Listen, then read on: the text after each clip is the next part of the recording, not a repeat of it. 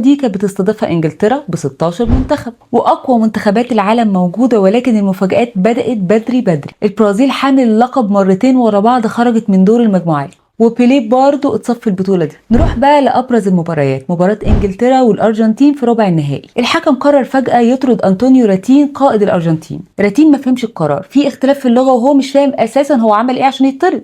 راح وقف في الملعب ورفض انه يخرج، وقعد على الارض 10 دقايق كامله معترض. ومش بس كده، ده راح قعد على السجاده الحمراء بتاعت كبار الشخصيات علشان يقول للعالم كله ان ده ظلم. لكن في الاخر خرجوه بالقوه، والارجنتين كملت المباراه ب10 لاعبين، وخسرت الارجنتين من انجلترا 1-0. والارجنتين اعلنتها صراحه الحكم ده منحاز لانجلترا. واللي زود الازمه مدرب انجلترا مش يسكت، لا ده قال على لعيبه الارجنتين انهم حيوانات. طبعا التصريح ده ولع الدنيا، لكن البطوله كملت وانجلترا وصلت النهائي قدام المانيا الغربيه. المباراه دي انتهت 2-2 ولعبوا وقت اضافي، وفجاه لاعب انجلترا جيف هيرست يسدد كوره تخبط في العارضه وتنزل، فالحكم يحسبها جول. لكن الحقيقه ان الكوره اصلا ما عدتش الخط بالكامل، والهدف ده لغايه دلوقتي من اكتر الحالات الجدليه في تاريخ كاس العالم. في النهايه انجلترا كسبت المباراه 4-2 عشان تحقق اول كاس عالم في تاريخها. لكن نجم البطوله دي لا كان من المانيا ولا من انجلترا، كان نجم البرتغال ايزيبيو، اللي سجل 9 اجوال واشهرهم في مباراه البرتغال قدام كوريا الشماليه لما رجع بالبرتغال من 3-0 ل 5-3. حكايه النهارده كان فيها جدل وسرقه وقرارات غير مفهومه، لكنها غيرت الكوره، لان في مونديال 70 هتظهر قوانين جديده هتعرفوها معايا في حكايتنا اللي جايه من حكاوي المونديال